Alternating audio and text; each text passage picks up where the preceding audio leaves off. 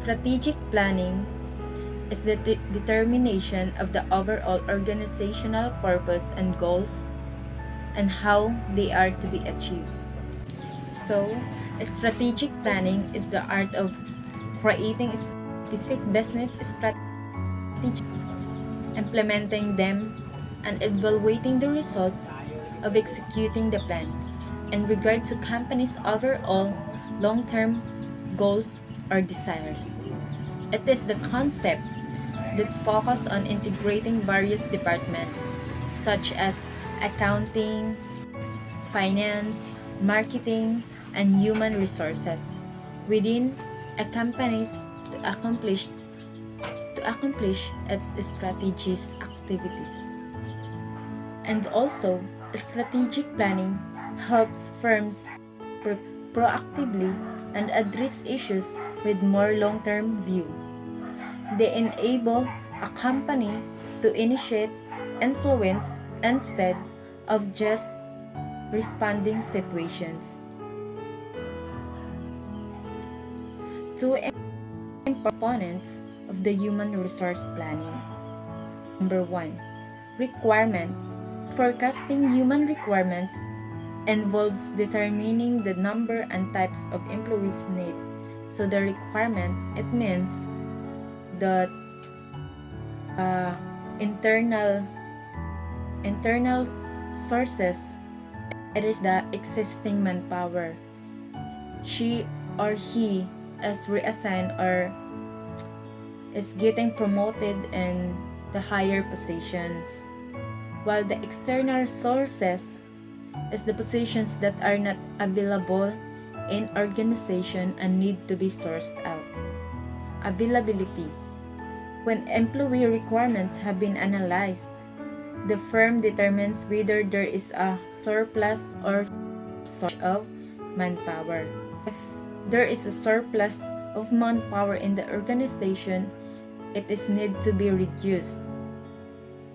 And those methods are restricted hiring, so the company is hiring is not needed, and reduced work hours, early retirement of old employees. Those old employees must retire early, and lay off some employees. Next is I'm going to discuss the advantages in using the elements of human resource planning. We have some advantages in using the elements of human resource planning. Number 1, through a systematic planning of human resources, a company can be better assisted in attaining its goals and objectives. So, if nakaplano na siya, therefore, the company is in a better place. Ma-achieve niya or makamit niya ang iyang goals and objectives tungod kay nakaplan naman siya. Number 2, it helps the company to determine its manpower needs and provides methods of meeting them. So, makita niya unsa iyang needs or unsa iyang buhaton to meet the needs ng company. Yan na. Number 3, it can be effective means of planning the development and growth of the employees. So, because you have already the list, nag-evaluate na ka, nag-list na ka ng skills ng mga employees, so, makahimo na ka og HR planning.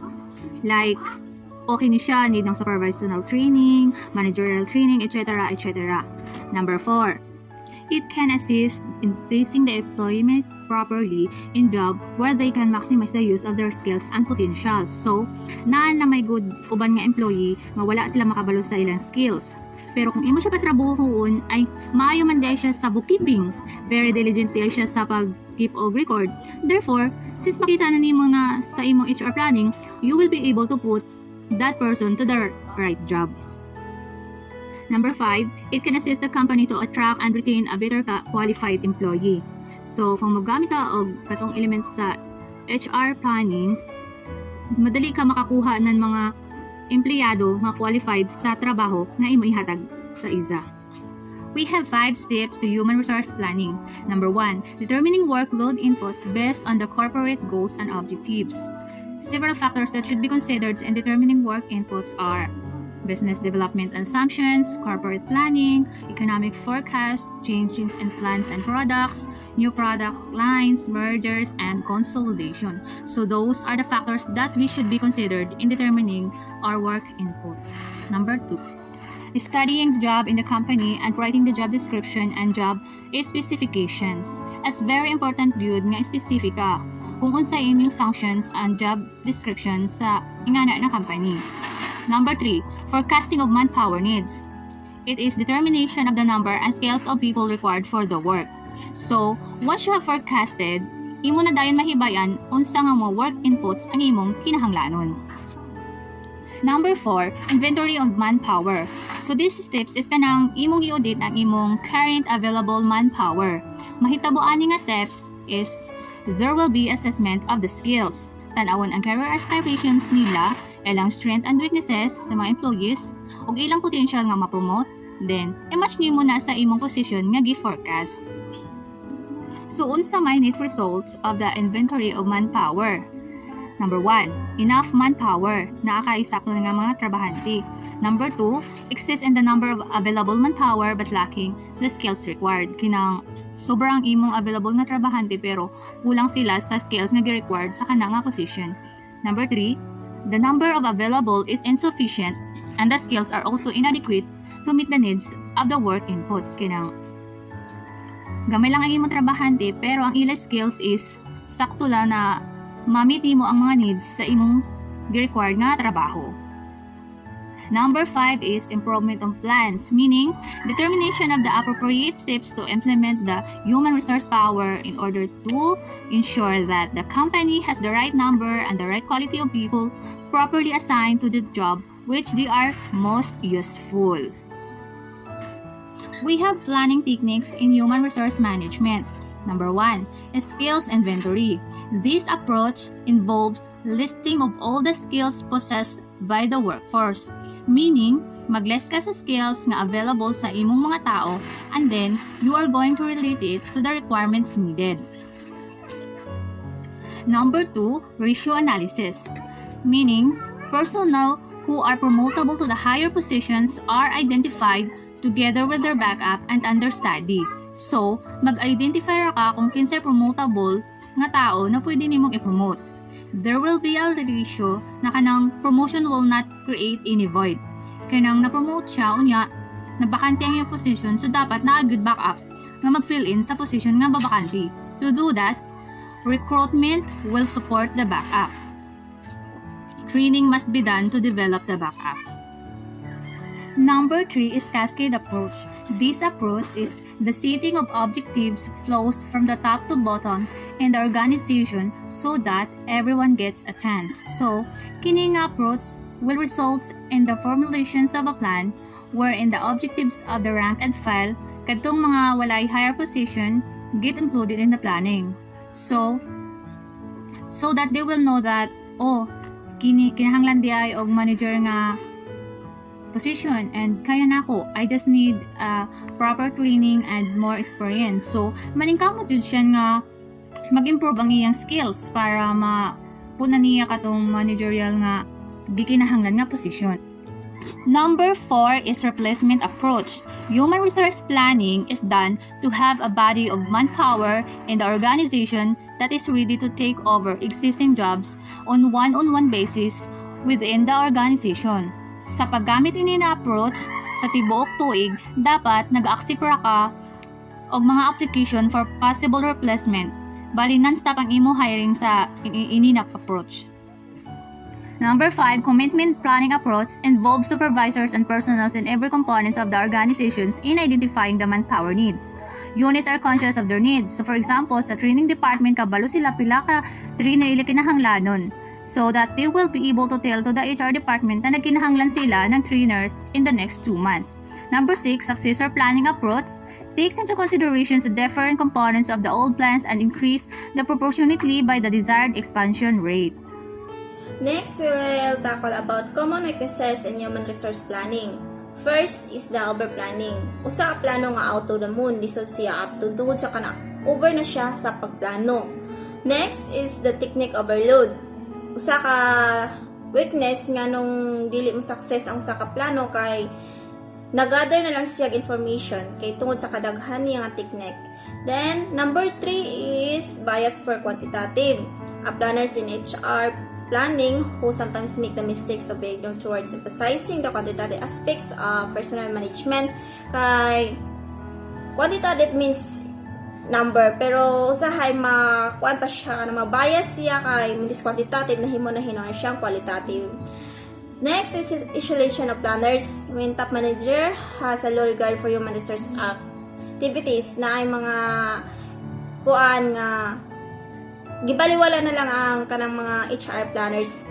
Next, isolation from organization objectives. Naghimo og kuan, naghimo siya og plano nga kaugalingon ra niya wala siya nagbase sa unsay objective sa usa ka organization.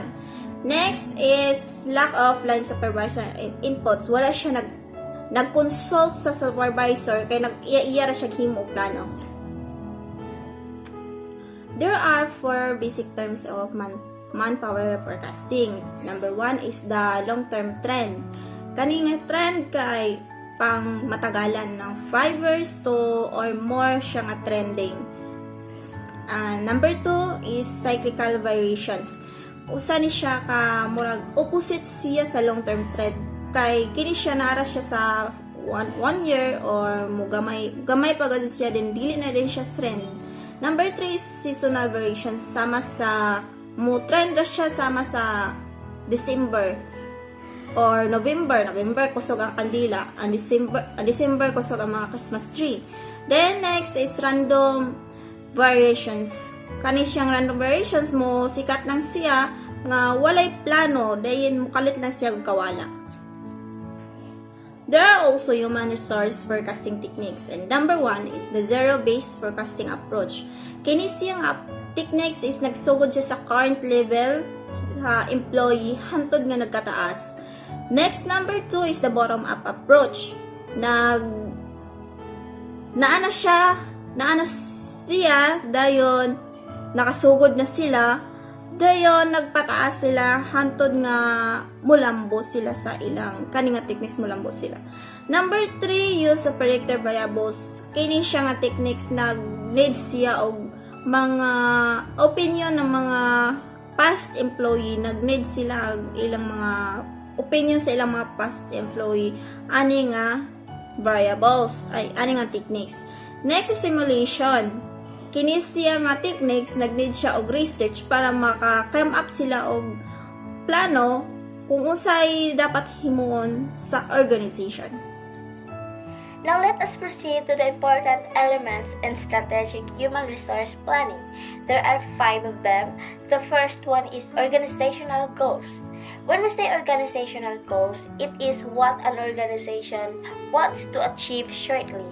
For example, time efficiency. Many organizations may seek to be more efficient with their time. The next one is human resource forecast. Human resource forecasting involves projecting labor needs and the effects that they'll have on a business. This technique requires the planners to estimate human resource needs in line with the companies that perform similar operations.